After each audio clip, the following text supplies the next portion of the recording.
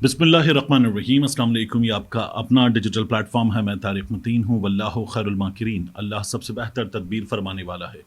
वही बचाएगा मेरे देश को बलाओं से, जो बारिश में शजर से घोंसला गिरने नहीं देता, क्योंकि उसकी तदबीर तमाम तदाबीर की इमाम है।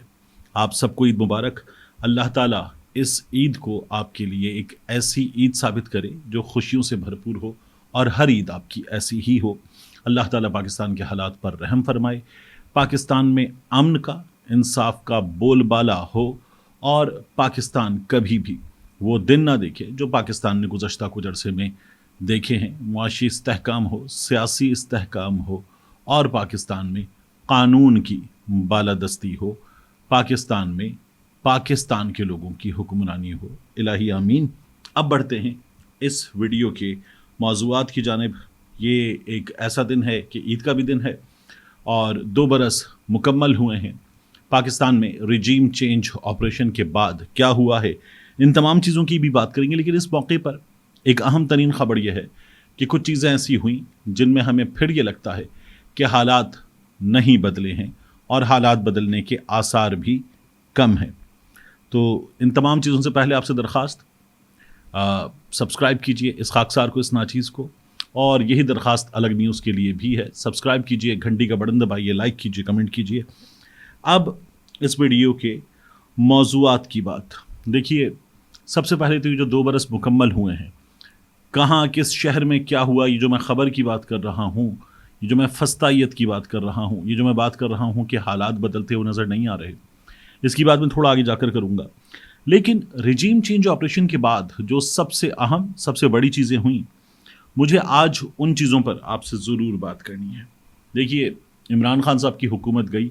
हुकूमत जाने से पहले की कुछ वाक़यात थे जिनमें हमने सिंध हाउस देखा, जिनमें हमने वोट ऑफ नो कॉन्फिडेंस देखी, जिनमें हमने पाकिस्तान तहरीक इंसाफ के चेयरमैन इमरान खान का अवाम से रुजू करना देखा, और अवाम का पाकिस्तान तहरीक इंसाफ के साथ जुड़ना देखा। हमने देखा कि इमरान खान साहब ने इब्तिदा में इशारों में बताया था कि इस तहरीक अदम एतमाद के पीछे कौन है। फिर इमरान खान साहब ने 27 मार्च के जलसे में जो कागज़ था वो दिखाया, और इमरान खान साहब ने बताया कि हमें लिखकर धमकी दी गई है। फिर उसके बाद इमरान खान साहब ने जो कौमी सलामती कमेटी का इजलास था, वहाँ पर साइफ़र के बारे में बात की, और फिर हमने डीमार्श करने की बात की। दूसरा इजलास हुआ, हुकूमत तब्दील हो गई, फिर हमने देखा कि दोबारा वही बात की गई कि हम डीमार्श करेंगे। हुकूमत आ गई शहबाज शरीफ की और पीडीएम की, और इन लोगों ने जो दावा किया था कि ये इमरान खान की हुकूमत, एमक्यूएम तो निकली महंगाई के नाम पर थी, उसमें की गई महंगाई वगैरह सब ठीक कर देंगे, सवा सत्यानाश कर दिया। एक आदमी की ज़िंदगी अजीरन करके रख दी, और वो महंगाई के बोझ तले दबा हुआ था, इन लोगों ने उसको पीस के रख दिया। और ये आए थे सब कुछ ठीक करने का दावा करने के बाद। इस रिजीम चेंज ऑपरेशन के बाद जो चीज़ें हुई, वो चीज़ें ऐसी हैं कि उनसे पूरा पाकिस्तान हिल कर रह गया। सबसे पहले वो वाक़यात जो इस रिजीम चेंज ऑपरेशन के बाद मैं एक एक करके आपको गिनवाना चाहूँगा, उनमें अरशद शरीफ शहीद की शहादत है। अरशद शरीफ शहीद पर पाकिस्तान में मुकदमात कायम किए गए, ज़मीन तंग कर दी गई। अरशद शरीफ पाकिस्तान से बाहर जाने पर मजबूर हुए। अदालतों ने, इस सिस्टम ने अरशद शरीफ शहीद को इंसाफ देने से इनकार कर दिया। अरशद शरीफ पाकिस्तान से बाहर चले गए, दुबई में थे, दुबई से भी उनको निकाला गया। पाकिस्तान में मौजूद बाज़ अनासिर ने ये यकीनी बनाया कि वो दुबई से निकलें। अरशद शरीफ केन्या चले गए, केन्या में अरशद शरीफ शहीद की शहादत हुई। जिस अंदाज़ में हमारे सामने तमाम चीज़ें हुई, बहुत तकलीफ़ दे था। और फिर उसके बाद अरशद शरीफ शहीद की शहादत के बाद जब उन्हें यहाँ सुपुर्द खाक किया गया, तो फिर हमने देखा कि पाकिस्तान ने अपने बेटे से किस तरह से मोहब्बत का इजहार किया। रिजीम चेंज ऑपरेशन के बाद हमने ज़िले शाह की शहादत देखी। ज़िले शाह की डेड बॉडी के बारे में हमें ये बताया गया पोस्टमार्टम रिपोर्ट में कि 26 मकामात पर उसकी डेड बॉडी पर तशद्दुद के निशानात हैं, और ज़िले शाह को तशद्दुद करके मारा गया है। फिर हमें पंजाब की हुकूमत ने, आईजी पंजाब ने बताया कि ज़िले शाह एक रोड एक्सीडेंट में मारा गया है, लेकिन उससे पहले ये लोग इमरान खान पे ज़िले शाह के कत्ल का पर्चा कर चुके थे, और अब भी बाकी है। वो ज़िले शाह जो पंजाब पुलिस ने दावा किया कि रोड एक्सीडेंट में मारा गया है, उसके कत्ल का पर्चा इमरान खान साहब पर अब भी बाकी है। हम देख रहे होते हैं उसकी मुख्तलिफ़ चीज़ें होते हुए। फिर हमने इबाद फ़ारूक के बेटे عمار کی جس طرح سے موت دیکھی انتہائی تکلیف دہ تھا.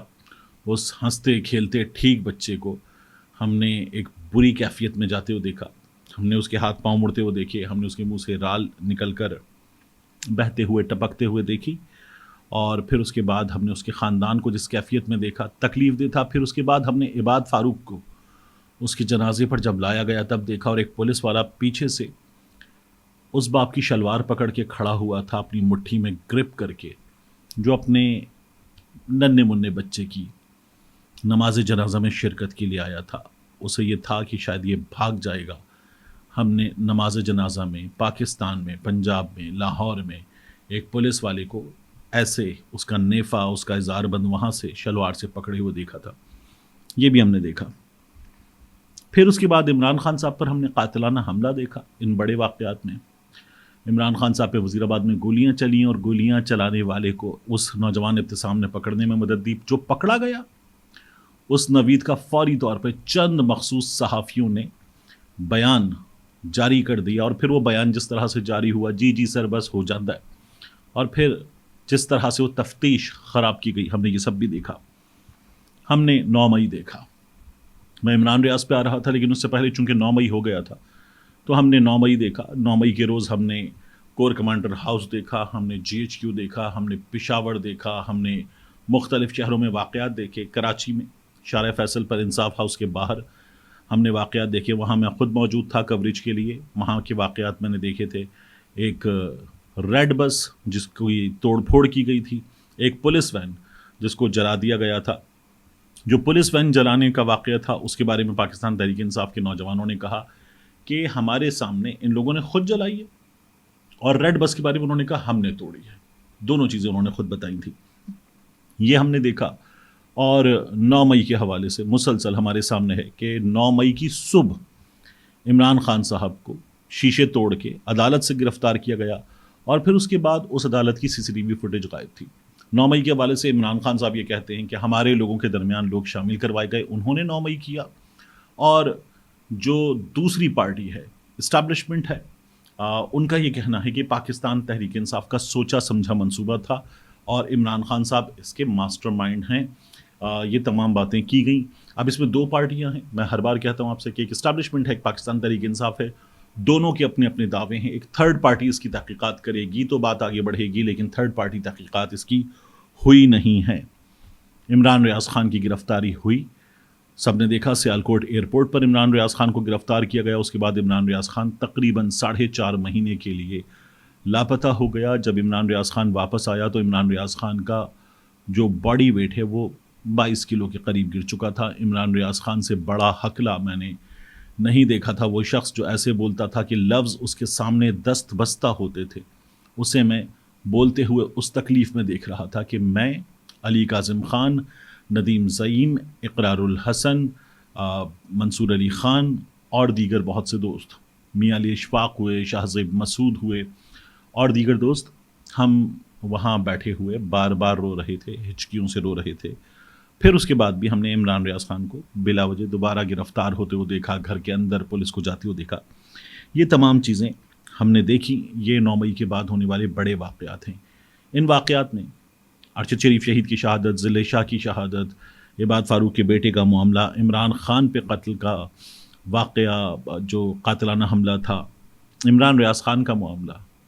مجھے بتائیے کہ ہم نے کس معاملے میں اپنے سامنے حقائق آتے ہوئے دیکھے, ہم نے کس معاملے میں اپنے قانون نافذ کرنے والے اداروں کو معاملے کی تہ تک پہنچتے ہوئے دیکھا, ہم نے کس معاملے میں اپنی عدالت کو ایک فعال کردار ادا کرتے ہوئے یہ کہتے ہوئے کہ یہ بہت بڑا ظلم ہو گیا ہے, اس ظلم کے بعد اب عدالت انصاف دینے کے لیے آگے آئے گی, ہم نے کہاں دیکھا؟ ہمیں کہیں نظر نہیں آیا. ہمیں تو یہ نظر آیا ارشد شریف شہید کے معاملے میں کہ FIR تک ارشد شریف شہید کے خاندان کی مرضی کی نہیں ہوئی. اب ایک اور نئی FIR میاں نواز شریف وغیرہ پر کرنے کی تیاری ہو رہی ہے. یہ ہم نے ارشد شریف شہید کے معاملے میں دیکھا. ضلع شاہ کا معاملہ میں نے آپ کے سامنے رکھ دیا کہ کیا ہوا. عباد فاروق کا معاملہ ہم نے دیکھ لیا کس قدر بڑا ظلم ہوا. عمران خان کے معاملے میں وہی ہوا کہ عمران خان کی جماعت پورا زور لگا چکی تھی, کوئی 48 گھنٹے FIR نہیں ہوئی. اس کے بعد پھر عدالت کے کہنے پر پولیس کی مدعیت میں ایف آئی آر ہوئی، یہاں مدعی موجود تھے، پھر بھی یہ نہیں ہوا، اور اس کے بعد جس طرح سے اس کی تفتیش، اس کی تحقیقات خراب کی گئی ہمارے سامنے ہے، اور اب وہ جو حملہ کرنے والا تھا وہ کہتا ہے میں نے کچھ نہیں کیا، اس کا وکیل میاں داؤد کہتا ہے اس نے کچھ نہیں کیا میرے موکل نے، اور اس کو ضمانت دی جائے، یہ ہمارے سامنے ہے۔ اور عمران ریاض کا معاملہ آسان نہیں ہوتا جب کوئی اپنا مارتا ہے۔ عمران ریاض خان نے یہ جملہ کہا تھا، ابھی ایک ویڈیو میں عمران ریاض خان نے جملہ کہا کہ میں یہ خبر آپ کے لیے ایکسپریس نیوز سے پڑھ رہا ہوں کیونکہ میں دوبارہ غائب نہیں ہونا چاہتا۔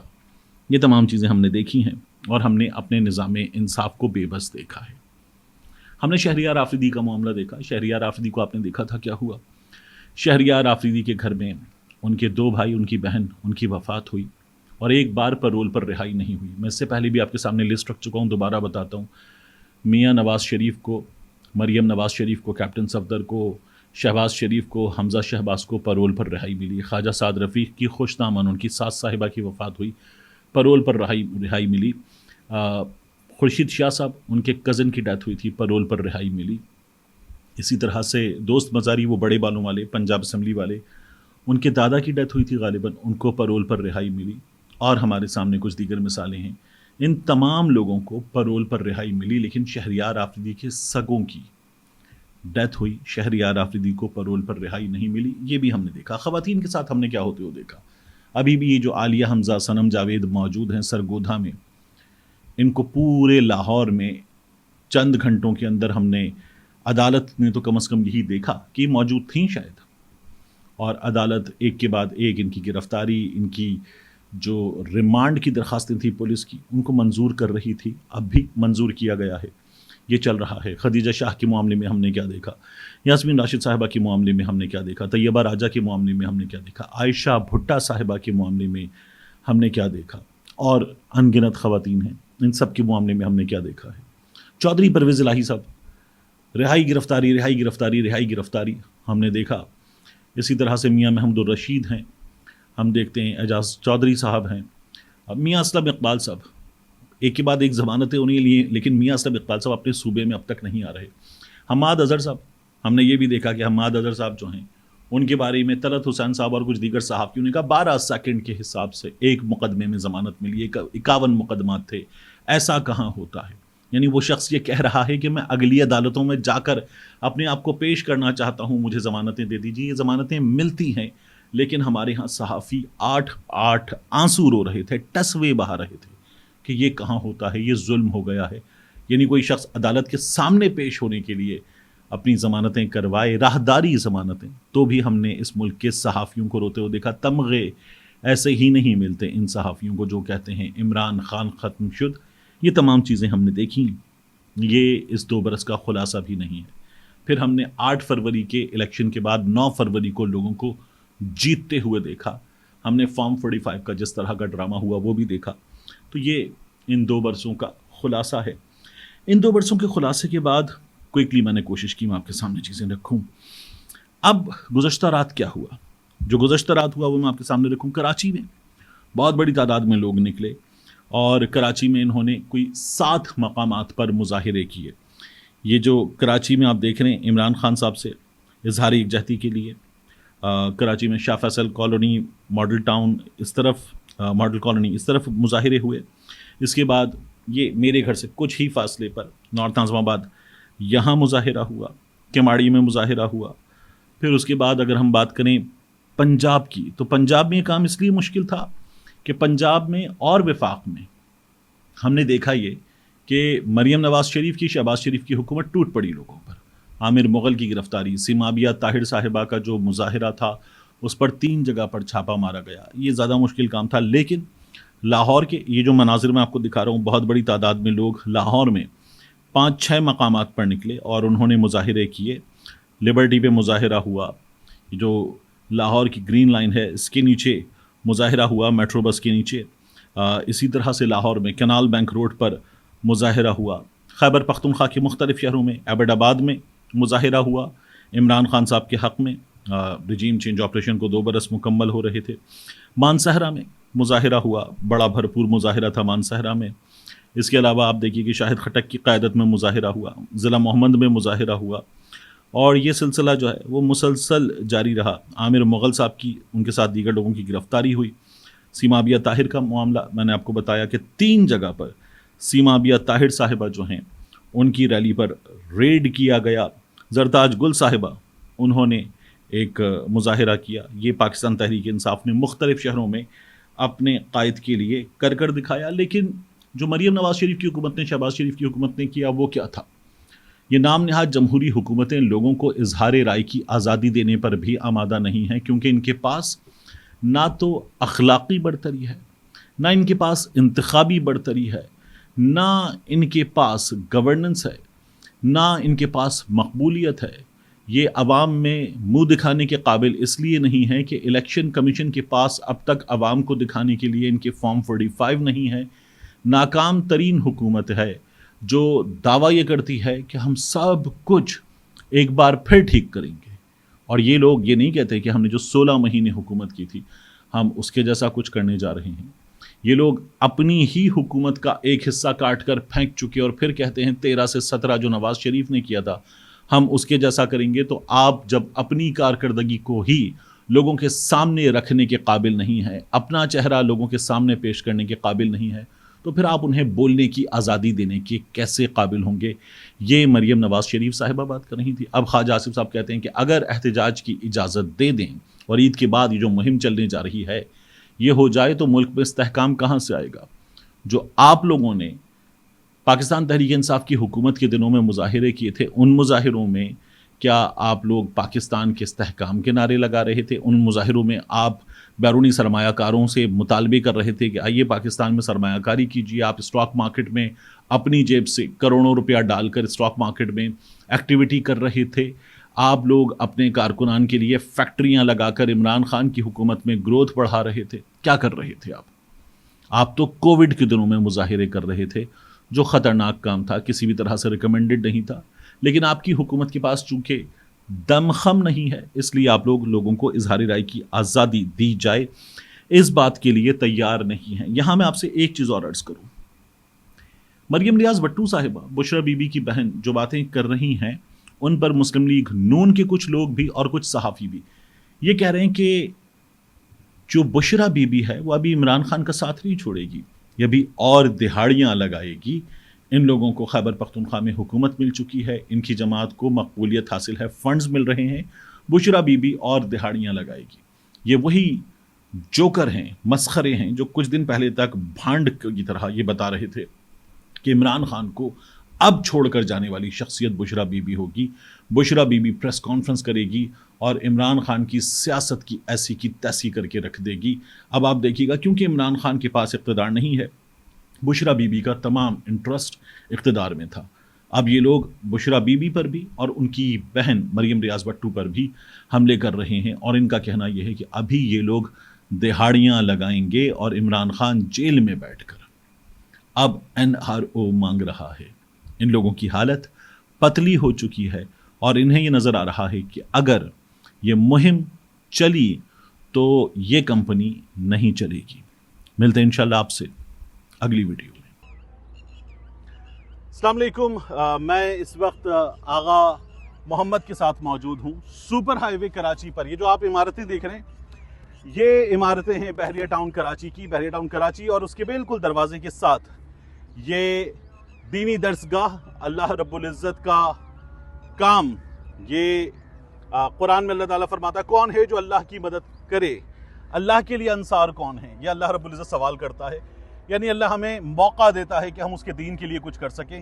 آغا محمد میرے ساتھ موجود ہیں. آغا صاحب السلام علیکم. وعلیکم السلام ورحمۃ اللہ وبرکاتہ. یہ فرمائیے کہ یہ جو ہے مسجد تو ماشاءاللہ بہت خوبصورت، بہت عالیشان ہے اور اللہ کا گھر جیسا ہونا چاہیے. بالکل، اس میں اللہ ہمیں توفیق دے کہ ہم ویسا کام کر سکیں. اس کے بارے میں بتائیں یہ کیا ہے؟ جی طارق صاحب، یہاں کی سب سے پہلے پس منظر تھوڑا سا میں آپ کو خلاصتاً بتا رہا ہوں. یہاں پر جب ہمارا آنا ہوا 1996 میں، 1996 سے لے کر 2010 تک ہم خیموں میں رہتے تھے. ٹھیک. تو بہت ہی مشکل زندگی بسر کیا. تو حضرت آغا صاحب کے والد صاحب ہمارے دادا آغا صاحب کو بار بار یہ کہتے تھے کہ آپ چند لمحے تک صبر کر لیں، یہ جنگل ہے، یہ منگل ہی بنے ہیں. ٹھیک. تو پہلے تو یہ تھے کہ ہم تھوڑے سے آزاد تھے. آزاد سے مطلب یہ تھے کہ شہر سے دور تھے, اتنے بوجھ اور زیادہ ذمہ داری ہمارے سر پر نہیں تھے. تو ابھی جب شہر ہی آ گیا تو ہمارے ایک ارادہ ہے, ایک فکر ہے, ایک سوچ ہے کہ یہاں پر ہم ایک ایسا عظیم دینی درسگاہ بنائے ہیں جس میں دینی تعلیم بھی ہو اور عصری تعلیم بھی ہو اور مخلوق کے لیے ایک خدمت ہو, اور اللہ تبارک و تعالیٰ اس دین کو مزید پھیلا ہے. تو یہاں اس کے لیے ہم نے ایک تعمیر شروع کیا جو 6 منزلہ پر مشتمل ہے. تو ہم سے 6 منزلیں ہوں گی, 6 سٹوریز. جی, تو ہم سے جتنا ہو سکتا ہے ہم تو خود لگے ہوئے ہیں. تو مزید بھی اللہ تبارک و تعالیٰ ان لوگوں کو خدمت کرنے کی توفیق دے جو خدمت کر رہے ہیں, جن اللہ نے نوازا, جن کو اللہ نے نوازا ہے. تو میں امید رکھوں گا کہ انشاءاللہ ہر اچھا مجھے یہ بتائیے کہ یہ جو 6 منزلہ یہ حصہ ہے, جی, اس حصے میں اسٹوڈنٹس کی رہائش بھی ہوگی اور ان کی تعلیم کی کلاسز کی رہائش بھی ہوگی اور ان کی تعلیم بھی ہوں گی. کم از کم تقریباً ہم 2000 طلباء کو یہاں پر قیام پذیر کر لیں گے. تو انشاءاللہ بہت ہی فائدہ ہوگا. میں تو ساتھیوں کی کہتا ہوں آ جاؤ, مل جل کر کے اس کام کو آگے بڑھائیں. اچھا, اس کی جو لاگت شروع سے اب تک مکمل اندازہ لگایا گیا ہے وہ کتنا ہے, کتنا لگ چکا ہے, کتنا باقی ہے؟ تقریباً 25 کروڑ روپے اس کی لاگت ہے. اندازاً ابھی جو لگا ہے 3 کروڑ تک خرچہ ہو چکا ہے. ٹھیک. اور مجھے بتائیے یہ جو یہاں پر 6 منزلہ عمارت ہے یہ کتنے ایریا پر ہے؟ یہ تقریباً 44,000 فٹ پر ہے. 44,000 فٹ پر ہے. ٹھیک. اور یہ جو پورا کمپلیکس ہے سڑک سے یہاں تک, یہاں پر پورا ادارہ تقریباً 9 ایکڑ پر مشتمل ہے. 9 ایکڑ پر. پہلے جو 15 ایکڑ تھے اب 9 ایکڑ پر ہے. ٹھیک. تو یہاں پر ایک دینی ادارہ اور ایک ساتھ ساتھ اس کے ساتھ ایک اسکول اور ایک مزید ایک کالج کی ارادہ بھی ہمارے ہیں. تو بسا اوقات سب کچھ تو ہم ذمہ داری پہ نہیں لے سکتے ہیں کہ سب کچھ ہم خود ہی کر لیں. بالکل. تو ساتھ ساتھ چلنے والے ہوں تو پھر انشاءاللہ گاڑی چلے گا انشاءاللہ. اللہ تبارک و تعالیٰ ان لوگوں کو بھی جزائے خیر دے. دعا کریں گے. میں خود یہاں پر آپ نے حکم دیا تو میں حاضر ہوا, اور کچھ اور دوستوں کو بھی انشاءاللہ یہاں پر لے کر آئیں گے. اللہ تعالیٰ توفیق دے سب کو کہ وہ اس کام میں حصہ ڈالیں, اور کوشش ہم بہتر سے بہتر کرنے کی کوشش کریں گے. جزاک اللہ خیر. تھینک یو سو مچ. ٹھیک ہے, السلام علیکم.